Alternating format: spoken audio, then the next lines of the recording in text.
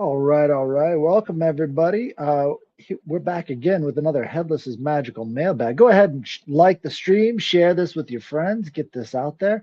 I've got a special gift from Truth and Dies. She made a obelisk t-shirt. This is from the obelisk painting that I made, and she made her version of it. It's got that nice little spiral in there as well. So I want to say thank you again to Truth and Dies. Hell yeah. This is amazing. Thank you so much.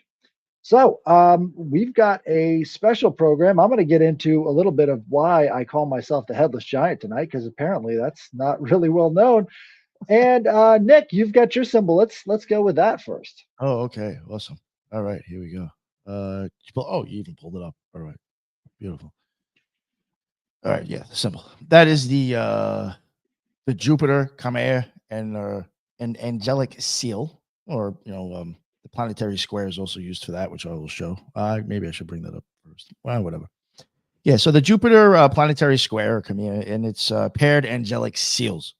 I have covered this kind of in the past, but I didn't include the intelligences and the spirit, stuff like that. I actually think that stuff is interesting.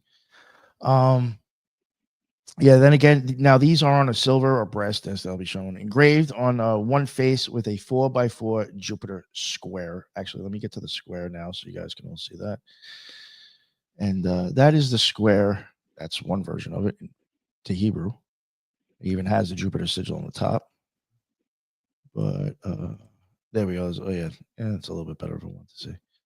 So it's based off of that square as well. It's a 4x4, and that is probably due to its correlation. Well, if it's, I would think the 4x4 probably would go along with the Kabbalistic fourth sphere where Jupiter would fall. But then again, as you see, this came actually from Islamic. So who knows? I could be wrong. But silver or brass disc engraved on it with the 4x4 Jupiter square, and on the other with the seal of Jupiter, plus the sigils of his intelligence and spirit. I will go back to that after you've seen this. There we go. So the one with the circle and the X in it, that's like the Jupiter sigil. And then you do also have that, the other Jupiter actual, obviously, the planetary sigil. And then you do have like the intelligences that I'll get into that now a little bit more. Yeah, the angel of Jupiter is Sachiel. Then the intelligence would be Iophel or Jophiel. And the spirit would be Hismael. Now, the magic squares weren't born in the Renaissance. They basically matured in the Islamic world, where you see them on talismanic shirts and amulets, sometimes stacked with or added with Quranic verses, or the famous, I don't know how to say this, BDUH, 3x3 square used for healing. By the later Middle Ages, they're pretty much common in Arabic handbooks. And then massive Arabic grimoire, later known in the Latin as the Picatrix. I'm sure a lot of people have heard of that. Jupiter is worked on his day and hour, crowned with incense and electional timing, which is basically the full astrological workings that Europeans will translate and use and adopt later on.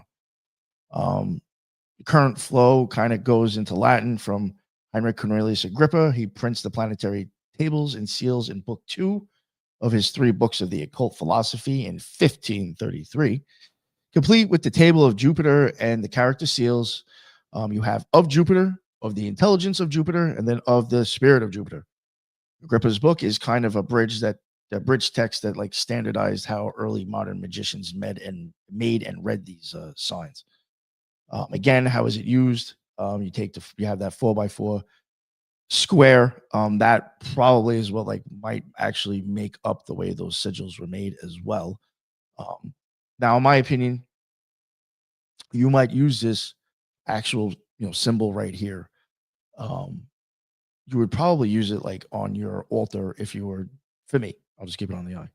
If I wanted to work with Jupiter, I would probably use this sigil, and I would be contacting this entity, this spirit. Well, actually, the intelligence. I wouldn't be messing with the spirit, because the spirit is kind of considered more of like a raw chthonic force under Jupiter, almost like a demon. The intelligence is more of like the planet or the benevolent governor that you're addressing when you're doing a ritual. and the seal is kind of just the planet's general character. I would be contacting those, probably asking it for something that has something to do with Jupiter stuff. Could be abundance, a whole bunch of the spirit. You could even go with spiritual stuff. So I would use that kind of to ask that, or you deal with that to get, I guess, where I'm trying to go. It could be used kind of like as a talisman in that sense. I would also sometimes say that, like, I could be using that talisman right there to contact, let's say, I want to contact Jaffiel or whatever, and ask it for something. This is how I would do it. Sometimes I would now take that 4x4 sigil, and I'm going to figure out what I'm actually trying to do. And then I'm going to make this sigil off of the 4x4 because it goes with the Jupiter sigil and with, everything that I'm trying to obtain. I will then create a sigil for that and possibly make that really into the talisman that I'm going to use, that maybe carry around with me, wear, or whatever it's for, or amulet or something. It could even be like, anything, like even a root bottle or something like that, stuff with herbs and incense in it, or a satchel. But yeah, that's how I would probably normally use it. Long story short. And again, who made them? Originally came Arabic compilers and practitioners kind of came up with it in the past, and then Heinrich Cornelius Agrippa popularized it, and then you start seeing what I'm showing you here, which I can go through. Those start popping up around the 16th and 8th, between the 16th and 18th century, in kind of like in European areas. So, and then of course the British Museum has a few if you like to take a look at them. They always got it. But then again, and again, just real quick, the grimoires, the planets equal offices, and each office has 3 faces. The planet, Jupiter, that's why you have one sigil. The intelligence, that's the angelic governor. And then the spirit, that is like the wild planetary power, what you would normally constrain in the Goetia. And then just again, real quick, you could inscribe Jupiter's table and seals, time the work to Jupiter's day and hour, which would be Thursday. Sometimes some people might say sunrise hour is best. And then I would petition Jaffiel, maybe with psalms and divine names, or, whatever. And then I would, try to do whatever I'm trying to do. And that's kind of like, names and number and time conform the operating planetary table that you will find like in the Picatrix and Agrippa. Basically what I just said, that's exactly how they're pretty much telling you to do it. And then, like, again, I guess after you do that, it can be used as a talisman or whatever. So, yeah, that's it out of me. I'll show you some of the other images, though. I have one that's completely in Hebrew. Well, this is one. I think that is interesting. And it does have, again, the Jupiter sigil up there as well. The 4x4, that would go with it. That's Mercury. That's interesting. But Mercury is also, Jupiter would be a hierarchy. Angel. Yeah. Angel of Jupiter, right? So they say in the Orphic hymn to Mercury, they call him the loosener and the source of gain. I really like that imagery. So he's not only the one that is loosening the satchel around your belt and dropping coins all over the floor, he's also the guy who's giving those coins to the next guy in line who's going to pick them up. So he's the loosener and the source of gain. One thing too that is also just to mention that I've noticed even in my own practices, Jupiter and Mercury tend to like really work well together. There's a lot of things that Mercury could be good for, like, writing or intelligence or speech, a little bit of business, and then Jupiter can be good for like abundance. So I mean, you could even be trying to like abundance of intelligence, abundance of knowledge, speech, or abundance of money, of course. But they do tend to, which I'm wondering why if you have both on there, because I mean technically, like I said, Jupiter is looked at Mercury as a higher arc in the occult sometimes, but they both work well. Like I know a lot of people just use them together because they just really work well together. So it's interesting to see something like this. I'm wondering if it's just a known thing that they can work well together depending on what you're working with.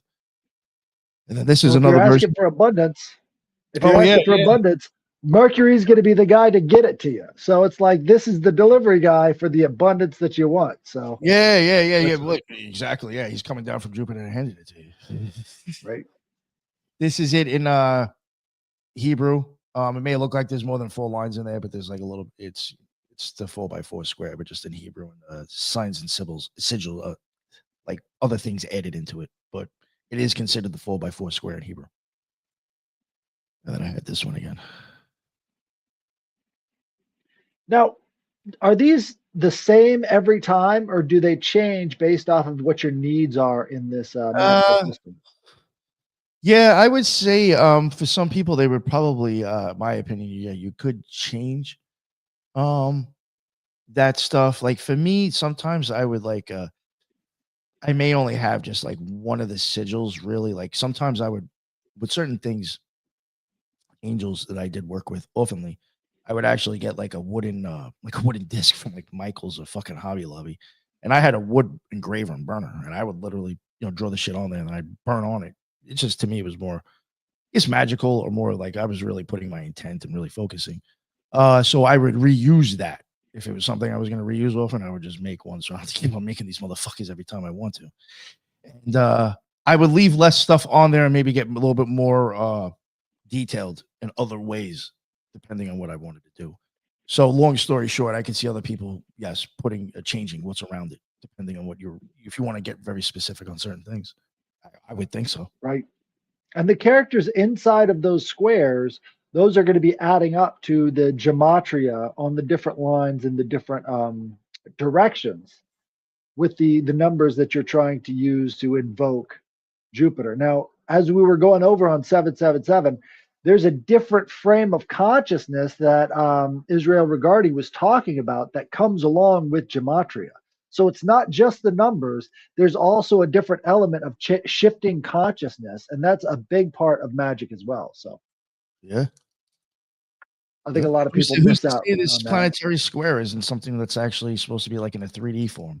You know what I'm saying? Like right? it's hard to explain, but yeah, Well, in the case of, because Enochian magic is highly similar to the same sort of style as Solomonic magic, right? So you've got these four tablets, which represent the four kingdoms or the four elements, right? And then in the middle, you've got this cross. And on the cross, that's where you have the holy divine names of the upper ones. But in each one of those squares, you've got four different influences on each one of those squares. So each one of the quadrants are subdivided over and over and over again until you've got all of these angels and all of their different hierarchies filling up this one massive square. And then that's uh, been changed into cards, it's been changed into tables, it's been changed into a lot of other things. But that's the basic sort of map or geography of the different hierarchies within Enochian magic. It's very similar to the idea, but they shift it up a little bit. It's same methodology though. Well, I brought oh yeah, this one. about This one, right, Sabaoth, that's used yeah, over and over again by Crowley. yeah. This is the bornless one, right? So in the PGM, which is a mixture of Hebrew, Greek, and Egyptian forms of magic that were recorded into second century papyri, right? So they had this ritual called the Bornless One, where this god shown here is considered the god above all other gods, right? In this PGM, you discover this guy, this Bornless One, and apparently he's above everybody else, and there's no other reference to him in any other literature anywhere in the world. So that's sort of why I took the name Headless Giant, is because this is sort of like that bornless energy that, isn't really talked about in a lot of other locations, but apparently they referenced it heavily in the PGM. Here's a modernized version of it because, for some reason, magicians are the worst fucking artists. Like, with rare exceptions, like Yeah, Austin Osman Spare, oh, I thought you were gonna he's a say great yourself. artist. I thought you were gonna say yourself. Well, I'm not that great of an artist, but Oh, what Austin about Osman Spare, if you look up his work, it's just phenomenal, right? And he worked with a lot of chaos magic. But Crowley was a terrible, oh, terrible artist. But here's a updated form. And so you see the caduceus over here. You see this other, I think, I'm not sure what type of flower that is, but you could kind of see that flower in his hand over here. But all of this would be the formulation of how he's brought together. And, he's sort of larger than life. But again, you see the black sun right there at the headspace, which is Yeah, I was wondering interesting if that's what because that was actually. That was my first thought, but I'm like, I always go there. yeah, it's kind of weird, huh? Yeah. Like you see the similarity, folks. It's not a coincidence. You know what's But interesting? Like to me, when you were saying the Bornless one, I was even thinking like that reminds me of like the darkness, be like Ein Sof, Ein Sof, maybe like before Kether, like depending on how you're looking at it, on the tree. But then if you start thinking, I don't know, then when you start talking about the black sun, to me, that's like the space in between. I don't know. It's hard to explain. I was like, oh, maybe there's something there. well, there's so much in that image that sort of like it brings to mind like the Titans, right? So this is a larger than life character. He's massive over top of the land, but almost nobody can see him, and he doesn't have a head. So it's almost like he's existing in the space of the unknown, right? So you don't know Yeah. where you're at or what's going on with it. It's sort of like it reminds me a lot of the Lovecraft demons, right? So this would be like an elder god of the Lovecraft sort of ilk. Instead of being one of the mad ones like Cthulhu and all the rest of the other ones, this would be sort of like the elder gods that slew them and put them underground, but still sort of a titanic concept. It says the Bornless Rite, also known as the preliminary invocation of the Gueria, that was on purpose. Again, they took that from the PGM. Um, originates from the Greco-Egyptian papyri Graecia Magicae, a collection of ancient spells compiled between the 2nd century BCE and the 5th century CE. It was initially used as an exorcism and healing, invoking the headless one, akephalos in Greek, to banish negative influences and purify the practitioner and the surroundings. The ritual original purpose was to exorcise a demon from another person by first calling on the akephalos and then assuming the form, effectively becoming the divine entity to perform the exorcism. Now, if you've been watching our shows about theurgy and Eleusinian mystery schools, you know that possession was a big part of that as well. So in the PGM, they're just openly saying, this is how you become possessed by this thing. The ritual, oh, here we go. Let me see. The reinterpretation transformed the ritual from an external exorcism into a form of self exorcism where the practitioner purifies their own being to become a vessel for the divine, facilitating the knowledge and conversation of the holy guardian angel. This adaptation became central to thelematic and hermetic practices, particularly within the Hermetic Order of the Golden Dawn and Crowley's Astrum Argentum. The ritual involves a series of invocations including the use of barbarous names, right? That's something you'll find in these magic books. You're not supposed to let it throw you off. Those are just sounds you're supposed to be making. Those are all that is. So, and just belt it out too. If you ever do them, just belt it out. You'll feel better after you do. They are nonsense syllables believed to hold power, declaration of divine authority, and a shift in perspective where the practitioner speaks as the divine entity itself.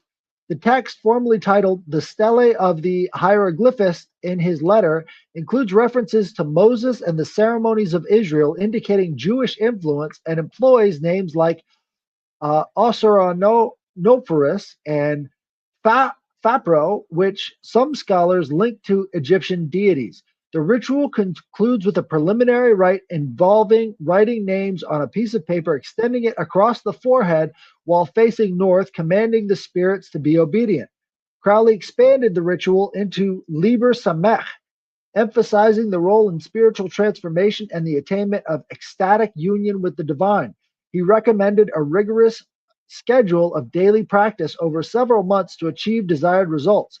The ritual is now widely used in modern occult traditions for spiritual purification, self empowerment, and establishing the connection with one's own self or holy guardian angel ritual, HGA. So, what do you think on that, Dick?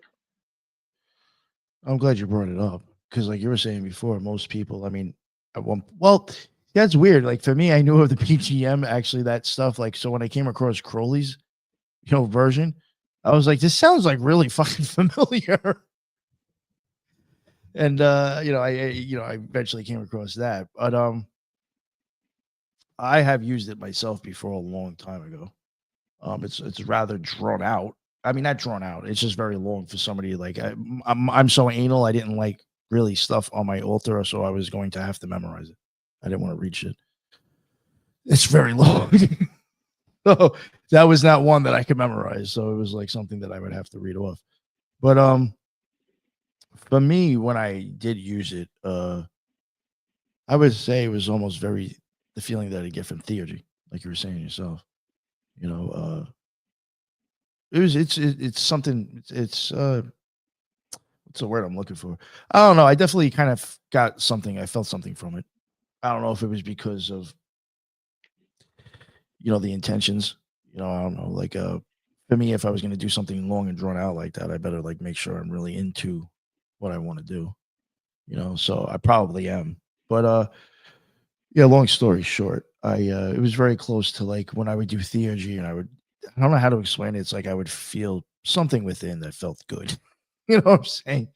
Um, I felt that very close to it. Now, were you working on the HGA, or was that not in your wheelhouse? No, no. I mean, it was something I had thought about working towards, and like certain ways, I like. I look back at it now, like there was like maybe times I was doing stuff that would be suggested to do, but I wasn't like trying to like actually think like, oh, this is what I'm doing. But no, it was definitely something that was. I mean, it's suggested. That's what I mean. In my opinion, if you're in ceremonial magic, especially if you're in like some sort of order, I would assume that like they're part of your deal is that you're supposed to come in contact with your holy guardian angel. So it was definitely something that I knew was going to have to be worked on at some point. Right. It's a very long drawn out process, but if you're doing the head or the bornless rite every day as part of that at dawn, man, that's a lot of work, you know. But I think the at dawn part is the thing you need to take away from this stuff is because if you're trying to do these rituals, the best time of day to get it started is right at dawn. So if you're doing any sort of ritual or any kind of self affirmation process, the dawn light is much more beneficial to you, body, mind, and spirit than pretty much any other time of day when you're doing the stuff. So get up really early, super early, and you'll actually see the auras. If you're sitting out there at dawn, just pay attention to your environment. You'll start to see auras a lot cleaner and a lot clearer if you're doing that sort of thing at dawn, if you're doing the aura viewing then. So give it a try, get out there, and I mean, look, that's when everything's happening anyway. The rest of your day is going to be predicated based off of the dawn. You've heard the saying, red sky in morning, sailors take warning, red sky at night, sailors delight. Yeah. You could see everything you need to about the coming day and everything that's going to happen just by watching the dawn and paying attention to the patterns that you see there. You've also got augury, which is the study of the birds as they're flying in their murmurations, right? They actually have a special augury wand. I'll bring that next week. But they have a special augury wand that the Roman augury priests would use. It's like a big spiral thing. You'd love it, dude. But that's what they would use to help them tell the future based off of the birds. This is also where you get the auspices. But it's I think if you're going to do any sort of divination, any sort of magic, get up at dawn. That's the way to do it. I think pretty much always. So I've got a couple Real freaky quick, stories. I just want to Yeah. mention this real quick. It's so funny because it's been so long ago. I totally fucking forgot about this. Now it's gonna sound like I'm making it up. I remember actually at one point, I don't think I have any of my old like magical books or books I was writing shit in. I know at one point I actually took phrases from Crowley's kind of version and the original. I might have used like maybe, I don't know, 8 lines or kind of the same idea. And I actually incorporated that into my own opening. But it was pulled from those. Because like to me, it was kind of like, I don't know. To me, it just makes sense. If you're trying to do something big, you would kind of open up with that. You know what I'm saying? So or for me, if I'm looking to make conscious contact with God, I got to put myself into the space to where I'm there. Right. So yeah, Yeah. it is again, it is an impressive piece of work, I think. And we got a pan troglodyte in the chat there. So He's done a bunch of magic with this stuff. We got to get you back on again, Matt. It's always fun to have you on. But yeah, if you want to know about magic, there are people out there who know, but you might not know it at first, Oh, right? Keep that in mind. oh, yo, But when I was in we the got OPO, there was teachers, doctors, lawyers. There was people that, I would talk about how, like, some people, I myself, when I was younger, I had a certain look. People who are into the occult sometimes have a certain look, but there was people in there that you would just be like, wow, like you just walk through the door. Very, it's like, you look like you should be in church actually down the block. For real. Yeah. So you never know. right, right. And one of the things is you can't erase their own personal experiences with magic. Like if they've seen something with it, they might not be the people you think they are. So a lot Yeah. of times that's It's interesting too. A few of the people that actually looked completely fucking normal were also in the Temple of Set. So even think of that. big surprise I have there. no fucking idea. You're standing next to some dude that's in both those orders. Well, if they're the Temple of Set, they've got to be associated with the DoD. They've got to be pretty straight laced because all the people in Temple of Set are DoD. Like it's bar none. They're all part of the Department of Defense. Well, I guess it's Department of War now, which now it's more appropriate for Set. Oh, jeez. So I got this email from Chris USA. Growing up at the time, I was unaware that my grandmother and great grandmother were into the craft. So we all saw things that was supernatural. Here's some stories that really stuck out to me and wanted to share. Growing up, I would see gnomes in my room from time to time. They would always be walking into my closet, and one day actually turned to me with an angry face for a split second and then proceeded to walk back in line into my closet. They don't like being seen. Gnomes are especially grumpy when you see them.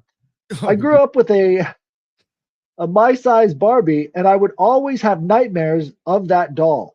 One day, when I was getting ready for school, the doll turned demonic and turned to me with a sinister look. I ran into the restroom to get my mom, and she was super freaked out. And we started yelling at me to stop lying. Shortly after that, we threw it. Shortly after that, we threw it in the dumpster. I swear, I would still feel that doll was around. We threw it at the Gotta look dumpster. out for this. Fucking awesome. Life-size dolls, those are the strangest ones there are. Like voodoo dolls, that's not very strange, but a life-size doll, that's a horse of a different color. Yo, when I was a kid, I had like one of those. It was almost the same type of clown that was like from fucking Poltergeist. So you know how those long, lanky legs? That shit fucking creeped me the fuck out after I saw that movie. And the thing, I sat in a chair in my room, so I'd stare at it and be like, this thing's gonna come to life like that movie. I stayed. Wow. Remember the My Buddy dolls? Yes, I had They one. tried to sell dolls. Yeah, they tried to sell dolls to boys, and it was only one line. No, I guess they had those monster dolls as well as the wrestling dolls, right? Oh, see, So I I never guess had. they've tried other. Yeah. Those are the best. You put them on the trampoline. Childhood. Anyways, it's known. So not that big of a deal, but I would see the man with the cowboy hat in our hallway. He would always stand there and seem to want to get my attention. Never said anything, but would just stand there and then walk away. Man with the cowboy. That kind of sounds like a shadow man type figure. I'm not sure what it consisted of, but you've got the bowler cap that's associated with the shadow man, kind of like that Magritte painting. And I've always found that funny. Motherfucker from Georgia, for all you know. Could be. That's when you got to check those cowboy hats. Make sure you know the color of the cowboy hat. But yeah. So what do you think? Pretty freaky stuff. I mean, whose story was that? Somebody that we know? I'm sorry, I don't remember. Yeah, that's her username is KRYSUSA. So she's commenting on some of our stuff. Hell yeah, she told me she was going to send it in. That's right, I sent her stickers. That's right. Awesome. Yes. Awesome. Nice. That's awesome. I actually enjoyed that one. Absolutely. Yeah, it was with creepy dolls, like creepy stuffed animals. That shit freaked me out too as a kid. That's the model. If you got a bunch of different stories and you don't want to just go on and on forever, just consolidate them all into one email and then we'll read them here and you will get stickers. I'm starting to think I hated all of them actually, because I had like Raggedy Ann and Andy, and those motherfuckers creeped me out too. I don't know. Yep. Maybe it was just that movie Poltergeist. I just assumed everything in my room was going to come to life now that looked like a doll. I was like, you got to go. This isn't happening. Right. Because, I mean, think about it. Dolls would be jealous of people to an extreme degree because you're ambulatory and then they get pissed off and then the energy builds up and then you have something fall over.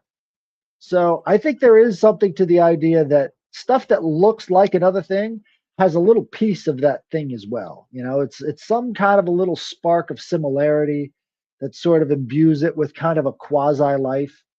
You know, have you ever heard of the Philip experiments? I think we I talked about it. remember the name. It probably could have been from you, but I don't remember what it is. Enlighten me, please, sir. Well, it was a group of Canadian occultists Oh, and atheists. Canadian occultist. Right. They had what they called the Philip experiments, where they did a séance to reach a person that never existed.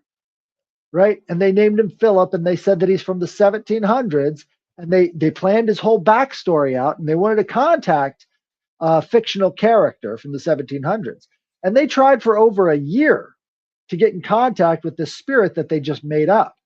Well, they sort of created this egregore, and they didn't really seal the deal. So they started making the seance room look like the 1700s as well, right? So they started decorating it differently. This goes straight back into ritual magic as well, right? If you're going to be contacting spirits that have affinity for certain colors and certain sounds and all the rest of the stuff, you better have those sounds around, because that's what's going to get their attention as well as get your own attention, right? There's multiple models of how magic works, but you better have the stuff that they're have an affinity with, because that's the best way to get their attention. So after they started decking this place out with all of this stuff from the 1700s, or what they thought was the Victorian era, that's when they got in contact with this fictional spirit. So they created him over a year of doing seances, and once they changed the decor, that's when they actually got in contact with him.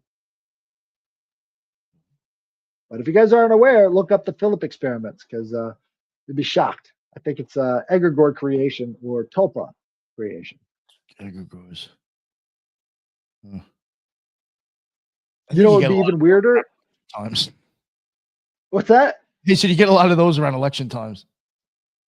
Big time. You get multiple ones all over the place. It's when they dust off the old egregores. You know, Yes. I mean, how many different times has president said that he's going to make America great again? Now this goes right back to our gematria. For all you know, it's the same fucking energetic value, just a different way of saying it over and over and over again. Like you said, you're just waking up the old one, just different way of saying it. MAGA is just another way of saying magus or magician. You know, everybody freaks out that the highest level of the Temple of Set or Church of Satan has a MAGA as the person who's in charge or whatever, but it's just another word for magus or magician. And if you've got a guy who's sporting the MAGA, Make America Great Again, it has a crossover, it has a relevance, it has an association, right? This is what the Greeks were talking about when they were doing their association fields. It's what we're going to be talking about in this book as well. Hell yeah. When we do our 777. So these associations have a deeper value than what most people ascribe to them. And what we say is always like a conspiracy might actually be a coincidental, circumstance where the gods are showing you their fingers, right? So maybe conspiracy is just another word for fingers of God. You know, it's breathing together, inspiration, epiphany. All of these things have to do with bringing in the spirits. You know, conspire means to breathe together. That was and again, even going by like what we're saying with like things equaling other stuff. That was something I was saying, I don't know, maybe a year and a half, 2 years ago. I think it might have been like with Gilgo Beach and some other reason why around that time I was working on gematria for something. I remember at that point, it was like I started thinking this because I was seeing why I was running this stuff. It was matching so many things that were also going on with Trump and Elon Musk. Certain phrases Mar-a-Lago constantly coming up. So like specific things to do with them. And I'm like, yo, why the fuck? What, like, this is really weird. Like, all these things are popular phrases are popular in the fucking news right now. It's all being repeated. I found that weird. I just wonder if I think find that. Well, I think in some ways, if you think about number as being the realm of the gods, then what you're doing is you're getting these messages that may be unrelated to the event that you're talking about as sort of like, hey, look, here's a way of decoding this. We're giving it to you in the form of numbers in this murder trial. Yeah. Like, it's I remember weird, but covering something. That's when Mar-a-Lago, I think, was getting raided. So it was just like, it was Mar-a-Lago fucking constantly. And I was like, oh, this is just weird. This is actually being said right now, like constantly. Right. And that was a big fiasco too, just like Gilgo Beach should have been. Like there's a lot of parallels between what was going on in Gilgo Beach and what was going on in the FBI at the time, because it was the Foxes investigating the hen house in both cases. And he's like that, like another thing where these things pop up and then die out. Like Gilgo Beach, like technically, like you don't hear shit about that. Well, like what the hell's going on with that case? You're not hearing anything about it. But for one moment, it was like fucking just everywhere, and everything that matched it was on and popping. And now it's gone. It's weird. Maybe one hit wonders catch that shit. So here's an idea. When you discover a new conspiracy using things like gematria or using these free associations, and you look into it and you start to find something, just say thank you, because that's somebody giving you information about something you have no idea about. So maybe being grateful about the new awareness and knowledge that you get is probably a good way of having it happen again. Yes, that's a good point. Or being open to it more, not being closed, for sure. Right. But that's what we need. I mean, we're a society in crisis, and we need more people who are open to this type of information so that they can help everybody else out. And it doesn't have to be schizo posting like I do all the time. It could be a lot more subtle and direct, True. Or you can shit talk in code. Shit talking in code is always fun. Hopefully the person you're shit talking knows about it, because then they can decode it and everybody else will be puzzled. I've only done it 2 times, but there's been times where I have actually like either misspelled shit or I actually said specific words because of posts on Twitter. I've done that myself twice. It actually all matched something else. And it looked almost normal. So it can be done. Nice. Well, thank you guys for joining us. This has been another Headless Magical mailbag. Get those emails over to me, headlessgiantpodcast@gmail.com, and we will get them on the show, and you will get your stickers. There's no downside. That's right. 8 stickers. All right. 8 stickers. All right, guys. We'll see you again next time. Later. Bye.